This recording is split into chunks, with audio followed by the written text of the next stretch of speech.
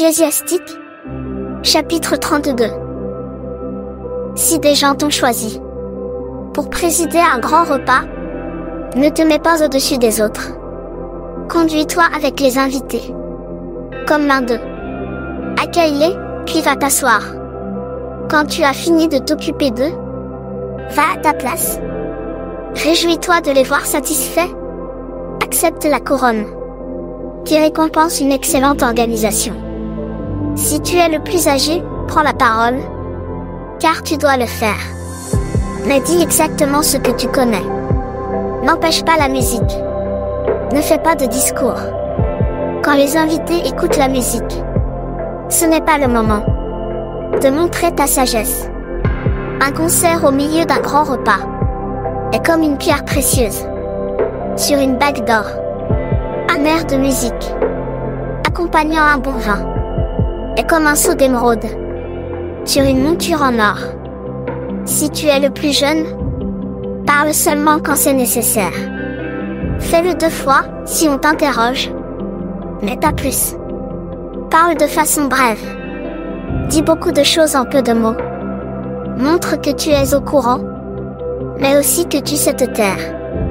Parmi les gens importants, ne cherche pas à être leur égal. Quand un autre parle, toi, parle peu. L'éclair précède le tonnerre. De même, un jugement favorable est réservé d'avance à une personne discrète. Quand c'est l'heure, lève-toi. Ne traîne pas. Rentre chez toi sans tarder. Là, amuse-toi, fais ce qui te plaît. Mais ne commets pas de faute en parlant comme un orgueilleux. Pour ses plaisirs, remercie ton Créateur, celui qui te couvre de bienfaits. Celui qui respecte le Seigneur se laissera instruire. Ceux qui le cherchent dès le matin le trouveront bien disposé envers eux. Celui qui étudie sa loi en sera très satisfait. Mais pour celui qui fait semblant de la suivre, la loi deviendra un piège. Ceux qui respectent le Seigneur reconnaissent ce qu'il veut. Leurs bonnes actions brillent comme la lumière. L'homme mauvais n'accepte pas les reproches. Il trouve des excuses pour faire tout ce qu'il veut.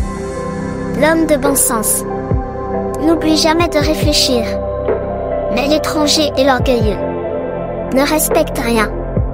Ne fais rien sans réfléchir. Ainsi, en agissant, tu ne regretteras rien. Ne suis pas un chemin difficile, sinon tu risques de glisser sur les pierres. Ne te crois pas en sécurité sur un chemin plat. Méfie-toi de tes enfants. Dans tout ce que tu fais, veille sur toi-même. Cela aussi, c'est suivre les commandements du Seigneur.